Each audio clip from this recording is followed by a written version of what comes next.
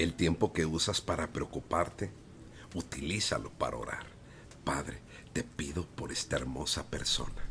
Ensancha su fe para que pueda entender que en medio de la tormenta tú eres quien controla el viento y las olas.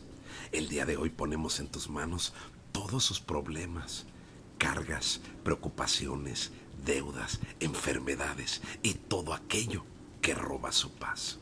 Reconocemos que tú tienes el control total y que cambios significativos vienen en cada área de su vida en medio de la tormenta, en el nombre de Jesús.